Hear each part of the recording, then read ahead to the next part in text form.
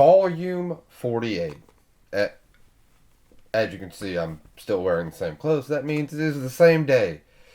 Because that's how excited I was to see what he did with Volume 48 after Volume 47 surprised me so much. And you know how in Volume 47 I was surprised with the character development.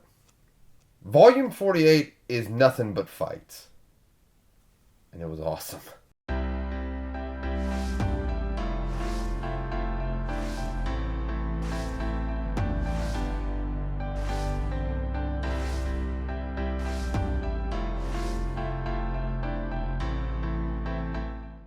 Okay, so the Straw Hats have made their way back into Thriller Bark.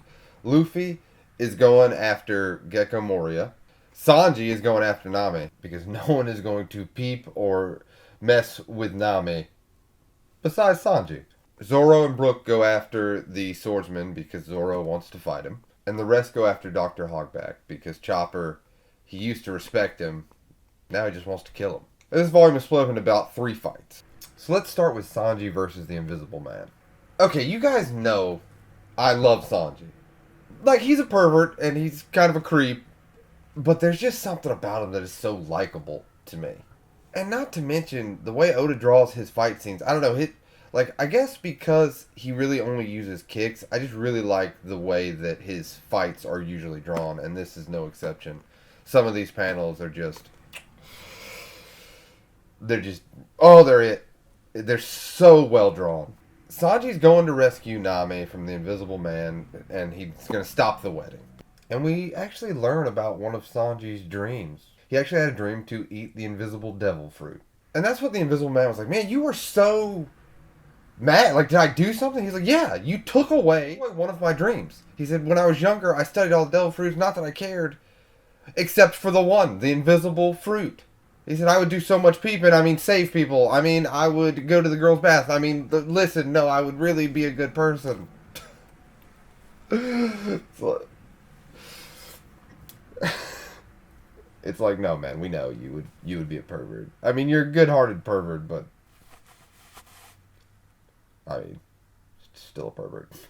And he said, if I ever met somebody that had that power, I know you would have taken my dream away.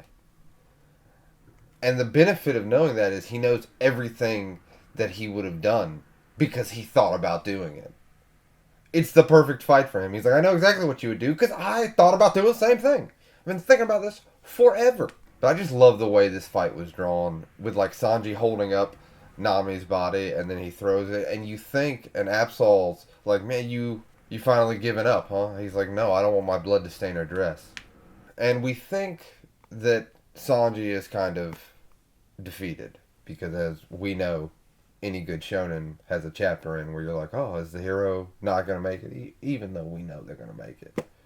But then we get to Usopp's fight. This is one of the best fights in this volume. It's probably the best fight in this volume to me. So Usopp is proving himself once again to be one of the worst and best members of the crew. Perona, if you don't know, I don't know if I talked about it, and you definitely know because you know more than I do, so you definitely know. But to reiterate, she can send out ghosts that are negative. And basically, the whole point is they can touch or go through humans, and they just they're like, Basically, after the weekend, Mondays, they just give you Mondays. They're like, I gotta go back to work. So, the Monday ghosts, pretty much. But the thing about it is, what I loved about this, Usopp's like, because she thinks she hits everybody. She's like, I've won. And then Usopp stands up. She's like, well, you were definitely hit. He's like, you can't beat me. I'm already negative about myself.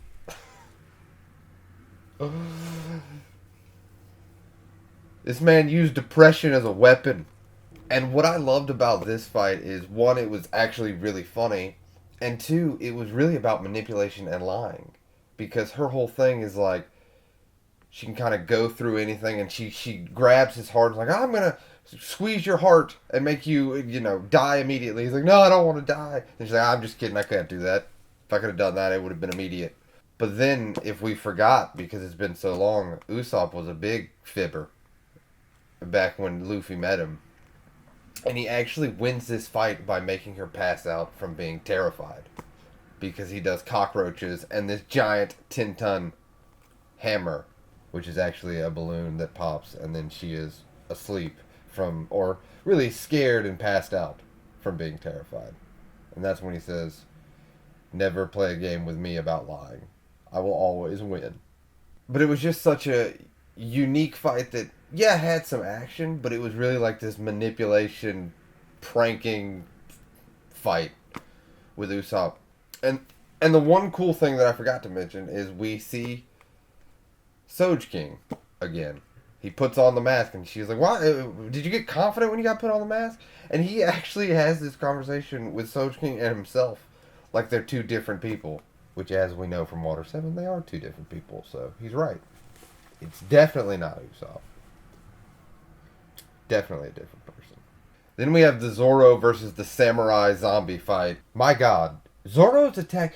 They always seem so epic, like on a grand scale. Him and Sanji kind of go back and forth with at least the way the panels are laid out and the action that happens in their fights. They come off as so epic and grand. And it's awesome. It's so good. But Zoro wants to fight this samurai because he wants his blade. He said, "I'm going to take that blade." And they are going back and forth. And this samurai is something really special because it's blocking all of Zoro's attacks, which we have seen take out ships and people with no question. And he's blocking them and giving it right back to him. And then they fight on this roof, and just, you can feel, like, having not watched the anime, some of the fights do seem kind of, because they're drawing, sometimes they don't move. I guess, like, there's not a lot of movement in those fights. Sometimes. Most of the time they're pretty good, but sometimes you feel that when they're battling on the roof, I pictured them running, and it's one of those fights that I want to watch in the anime. Go back and watch, like, the clips or maybe the episodes that the fight happens in the anime because I liked it so much. And they are matching blow for blow for blow. But then Zoro, finally, in grand fashion, cuts him down.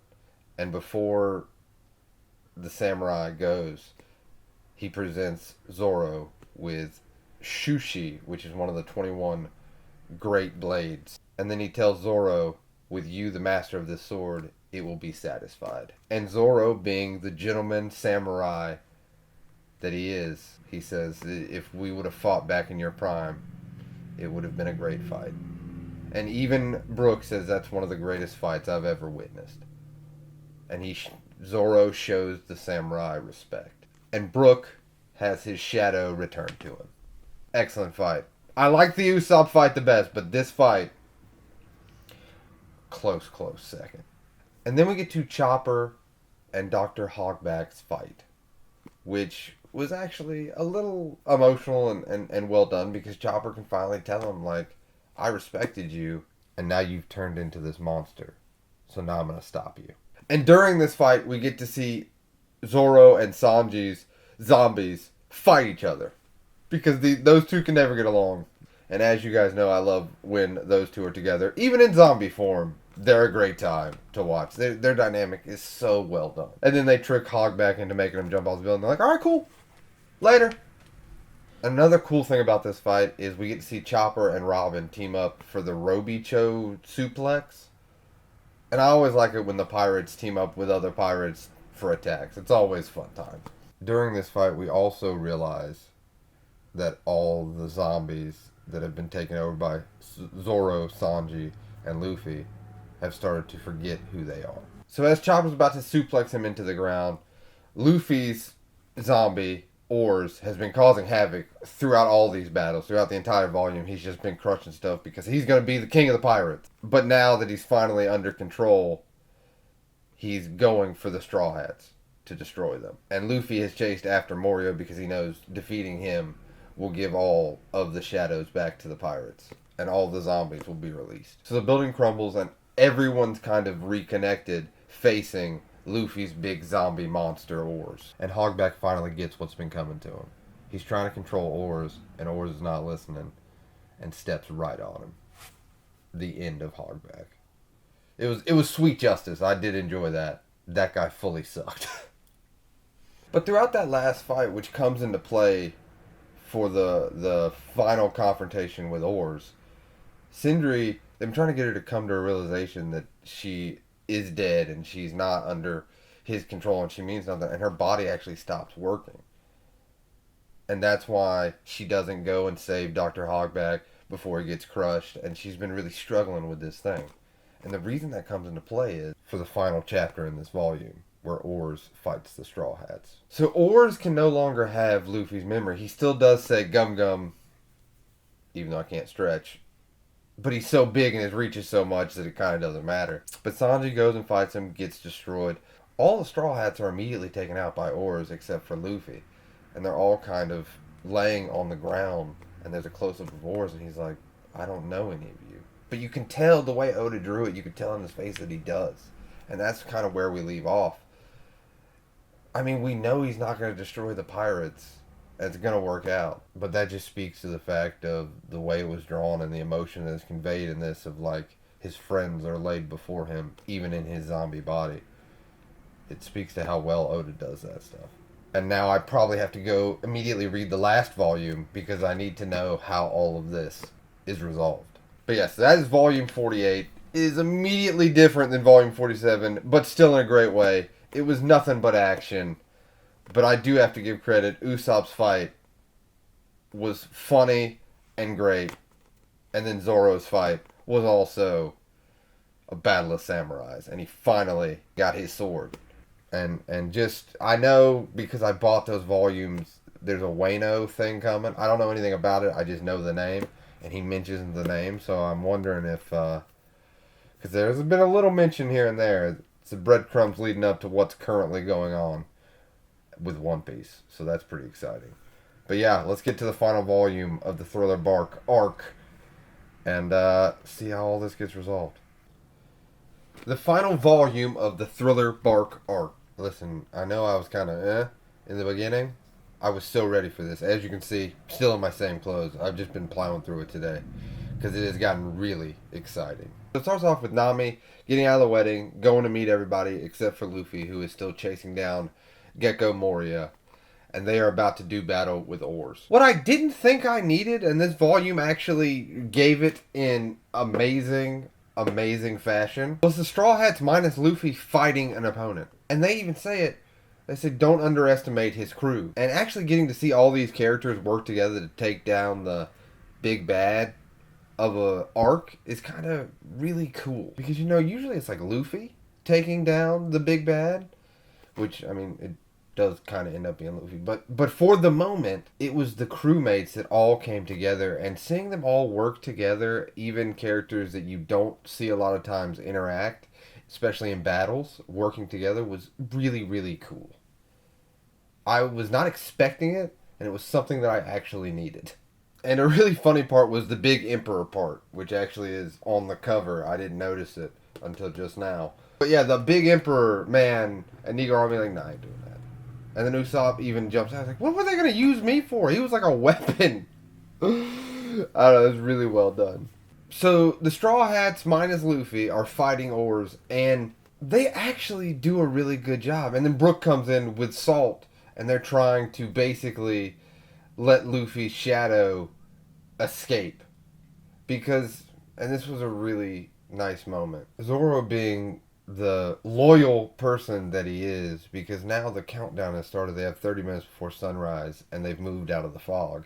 And someone says to him, are we not gonna, you're gonna disintegrate. And Zoro makes the point is, if we can get Luffy's shadow back, at least we kind of did something. He can handle the rest, hopefully. Him and Sanji are selfless right now. And they're there to fight. And Zoro really has had some shining moments in this arc. For an arc that I struggled to really like, Zoro has had the best character moments of this arc. And this just solidified it for me. So during this big battle with the Straw Hats, two things happen. Two very interesting things happen. One is Kuma, one of the other 7 warlords, goes to Moria and says they're worried that the Straw Hat Luffy is going to take out another one of the 7 warlords. Because he's already taken out Crocodile. And Moria is offended and says, you think he's going to take down me? I don't need your help. And he said, oh, no, I was just here to warn you. I wasn't going to help you. And again, with this 7 warlords thing, it's coming. He's slowly taking them down, so sooner or later, they're all going to get together and and fight Luffy. I know you guys don't spoil stuff in the comments, and I wholeheartedly appreciate it, but right? I mean, if he takes down this one, that's 5 remaining. Well, actually, no, that's 6 remaining, because Tetch, the one that was fighting Ace, which I really want to go back to that battle. They kind of ended it a little abruptly, but he is now another member of the 7 Warlords. So if he takes down, Moria, that means 6 Warlords. You know, if he takes down 2 of them, Crocodile and Moria, they're coming for him, right? And the other thing that happens while the other battle's going on is Luffy meets Lola the Proposer, who's been rejected 4,444 times. That one being from Luffy. It's a lot of rejection. You gotta respect it. He meets her and her crew, and they tell him about they have discovered how to put shadows inside of bodies. It's getting excited. This is so cool what's about to happen. I mean, you guys know. Unless you're reading along with me, which is very cool. Read along with me. I'm sorry this one took so long to get out. But it's about to get awesome. They can put shadows into people, and they basically get their powers or get their strengths. And usual people, she says it, 2 to 3 max. Luffy takes 100 inside of him.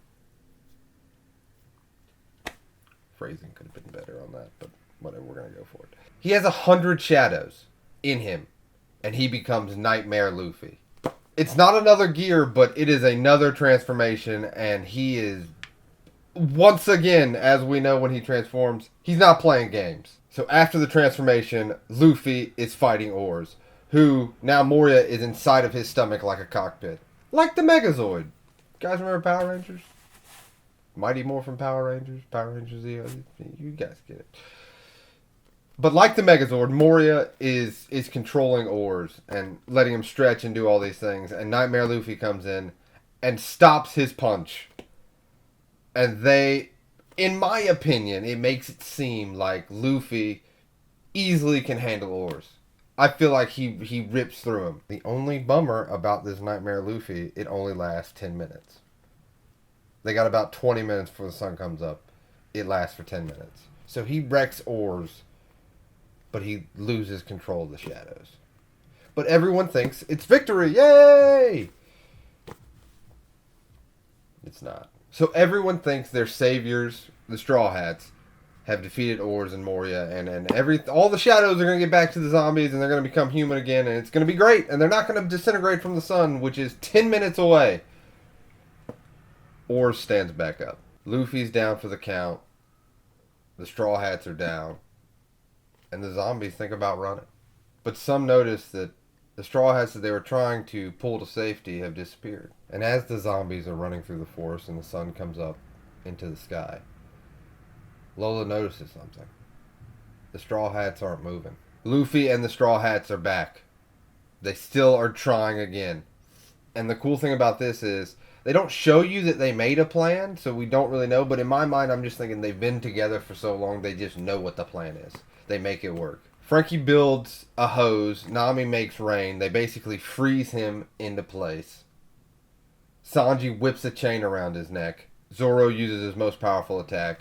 Luffy goes Gear 3, slams down on him, being launched by Brook. And Nico Robin is holding him still. It connects, and you really, I thought it was, I was like, over with. Getting to the end of this volume, it's over with, they got him. But then the pages slowly got less and less, and I was thinking, how are they going to wrap this up in like 10 pages? Something doesn't feel right. That was the defeat of Oars, but not of Moria. Luffy's tiny, the sun's coming up, everyone's heading for the hills, they think they failed. But Lola notices something. The Straw Hats aren't moving. And it's literally probably 30 to 60 seconds before the sun comes up. And Moria has accepted 1,000 shadows into him. Be like Nightmare Luffy. Lola notices they're not moving. And she says to one of her people, we put our hopes in them. If they still think they can win, I'm staying with them. I ain't going nowhere. Again, it's the inspiration that Luffy and the Straw Hats, wherever they go, they build people up. It's really nice to see in a manga. So I'm sitting there reading, and I'm like, oh, it's final. Wait a minute. This is not the final volume of the arc. Hold on. I'm sorry if you have to move you real quick. Stay right there. Apparently, volume 50 has the end. That's what my only complaint about like One Piece is. Usually, it's pretty good with the labeling. So, you guys probably knew halfway through the video, like, oh, this fool thought there was 4 volumes. I have to go finish this right now. I will be right back. So, in a surprise turn of events, let's go read volume 50. Volume 50 of One Piece. It's wild that I have read 50 volumes of One Piece. Okay, so apparently Thriller Bark goes into volume 50. And I wanted to finish that arc. Well, we'll talk about my final thoughts here in a minute, but it ended on a cliffhanger and I wanted to finish it. So I read the first 2 chapters of this volume and I picked a stopping point. I'm hoping it was the right stopping point. It felt like the end of the arc, kind of beginning of the next one. So let's talk about the last 2 chapters of Thriller Bark. So we ended where Moria was sucking in all the shadows and Luffy was about to fight him. Sun was coming up. They had like 30 seconds. These last 2 chapters are basically that fight. It was a fantastic fight. Luffy goes Gear 2 and Gear 3, I think. He does Bone Balloon, which I think is a part of Gear 3. It might just be an attack he does, but I think it's a part of Gear... Either way, that fight was great. It was a saving grace of the Thriller Bark arc. Because, can I level with you guys? Thriller Bark was not my favorite. I tried to find things that I liked, and overall it was a good kind of like... it wasn't even a one-off arc, really, because I feel like it is leading up to something, but it just wasn't one of my favorites. But we got through it, and I do think that it had some good moments and some fun character stuff, and again, that last battle was so good. So this arc, I hope, ends when Kuma, one of the 7 warlords who was like telling Moria, hey man, we've already lost Crocodile, let's not lose another one, because it's going to make the 7 warlords look real bad. Update, I'm pretty sure they lost Moria, so he's a little aggravated right now. And he pops down and wrecks some of the zombies, because they're like, hey man, we just got our shadows back, I can just stand under the sun, I'm not going to let you stop me. He wrecks them. He's like, boop, wrecked. He seems like real bad news. I decided to end it after chapter 483. So I'm at chapter 484. And it basically ends with Kumo looking at Zoro and being like, I'll start with you. I'm going to be honest with you. That made me so incredibly excited to start this new arc. It's making it seem like he's taking no prisoners and this Kumo could be a real big problem for people. So, and I like Zoro, and I like when he fights, so I'm really excited to see their fight. I'm probably going to go start reading it right after I film this video. So let's talk about the Thriller Bark arc.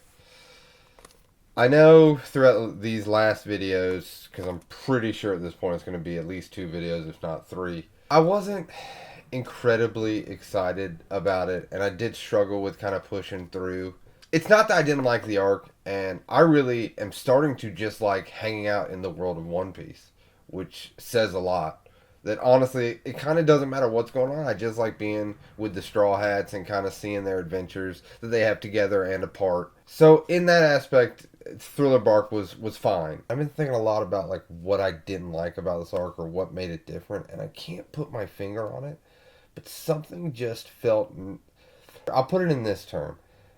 They sail around the sea. This just seemed like a pit stop to their actual journey. And it kind of had that mood throughout the whole arc. And that's kind of what I was feeling when I was reading it. Doesn't mean I didn't like it. Just means that it was a little rough to get through in certain spots. But yeah, that is the Thriller Bark arc. Again, I really appreciate everyone that watches these videos. And this, out of all of them, I know I was really excited for Water 7. This is the most interested I've been in reading the comments when I release these videos. Because I'm so conflicted on how I feel, the discussion about this arc is going to be the most fun I'm going to have. Because, again, it's not like I'm like, trash. And it's not like I'm like, woo! It was great. I'm so in the middle that having a discussion might clarify which way I land on this arc. So yeah, I can't wait to talk to you guys about it when these videos come out. But as always, thank you for watching, and We're on volume 50. Can you believe it? It's wild. But yeah, thanks for watching, and let's continue our One Piece journey. See you next time.